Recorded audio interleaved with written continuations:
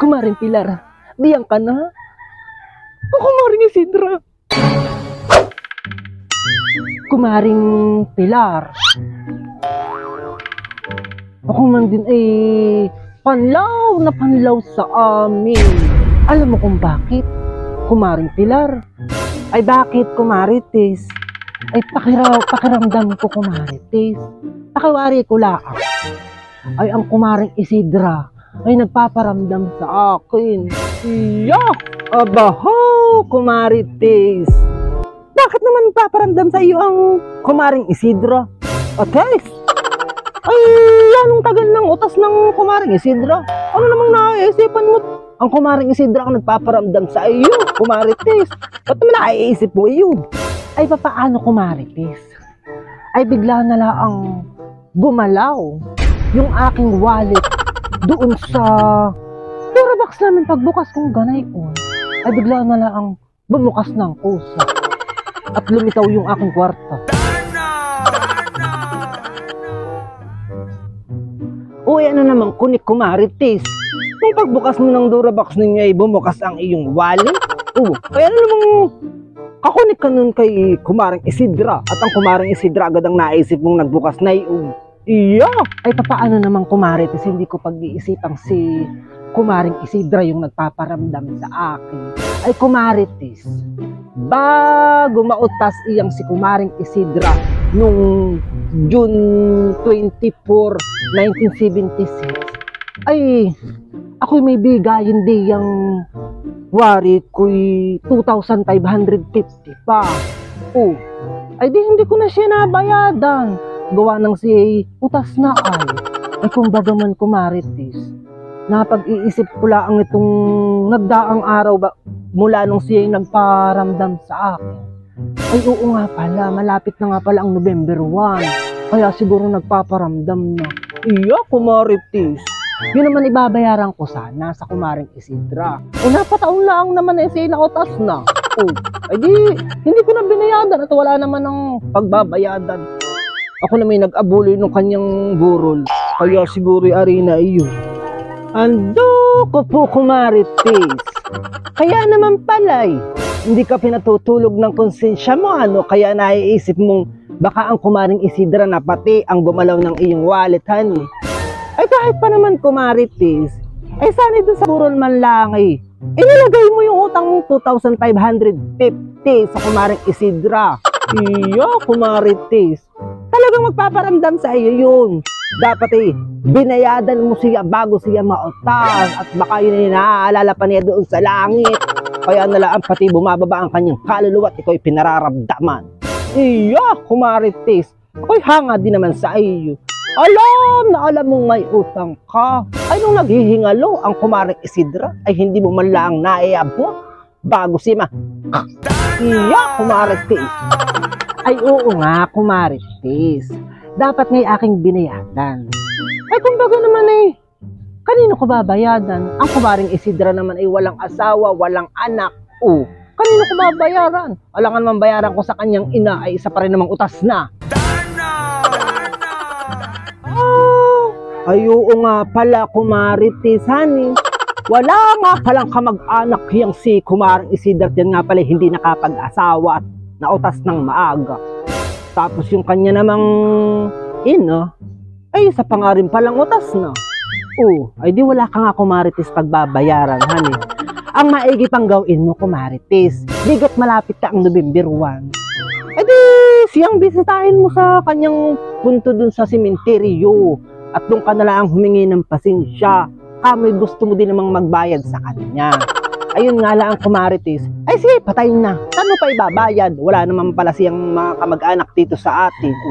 Ay di, humingi ka na lang ng pasensya sa November 1, Kumarites. Ayun nga ang gagawin ko sana, Kumarites. Sa November 1, ay wala naman akong dadalawin sa sementeryo. Ay di siya na lang ang aking pupuntahan ng Kumaring Isidra at nang hindi na siya magparamdam sa akin at sasabihin ko na lang sa kanyang nitso. Wag na niya akong karamdaman.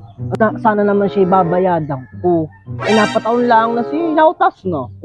Ay di thank you na yun, TY.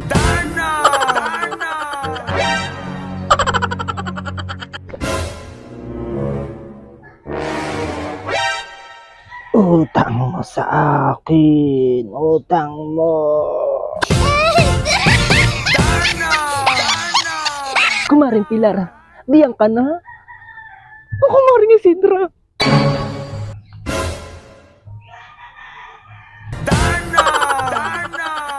Aba, kumaring Isidra, ba't nagpapakita ka din sa akin?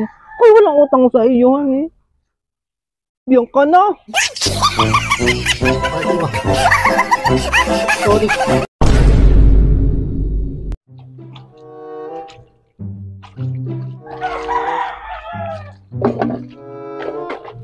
Emily! Emily! Emily! Nabubungol ka yata.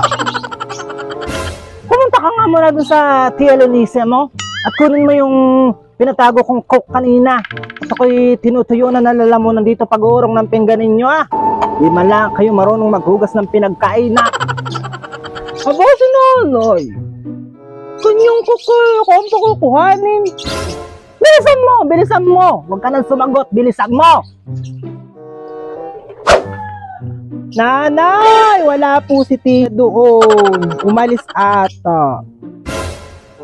Ba't mawawala ang tiyahin mo doon? Nandun lang ang tiyahin mo. Siguro hindi mo pinuntahan.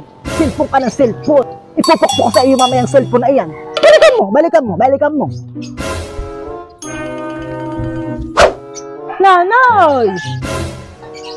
Wala nga po doon si Tia. Walang natugon. Kanina pa ako tawag ng tawag. Pagpunta ko doon, Emily, ay naandun ang tiyahin mo. Talagang tatamaan ka sa akin mamaya. Tatamaan ka sa akin.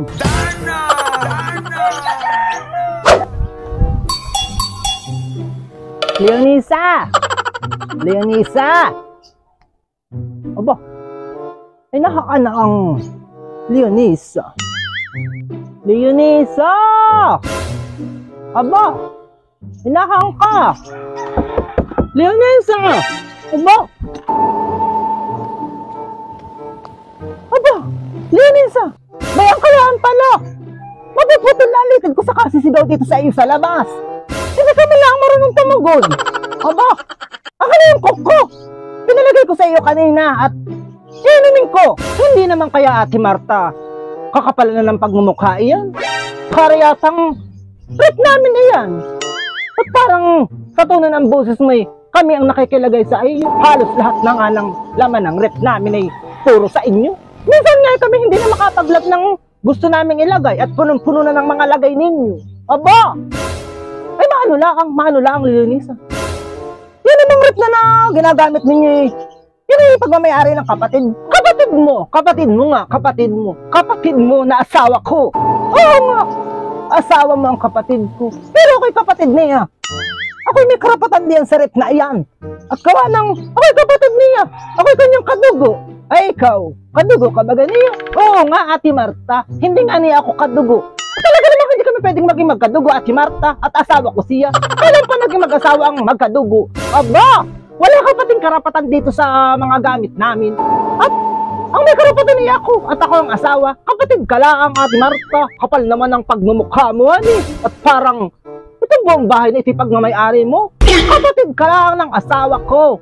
Asawa ako. Ako ang may karapatan. May mas karapatan ang kapatid. Baka hindi mo naaalala. Ako'y kapatid niya. Aba, parehas kami ng magulang ay isang magulang namin. Ay ikaw, ay malamang Ate Marta. Magkaiba kami ng magulang. At kami mag-asawa ay hindi naman kami magkapatid. Ulaga ka Ate Marta. Ulaga ka. Dahil mo pating sinasabi yan eh. Nakikilagay ka na nga lang dito. Ay ang boses mo mas mataas pa sa bulkang mayon. Yak! Ate Marta, kapal lang pagmumukha mo han. Ates! Ay dami mong sinasabi, linisan eh. Hindi ka naman mananalo. At ikaw ay asawa lang ng kapatid ko. Hindi ka baga nangingilabot sa sinasabi mo, Leonisa.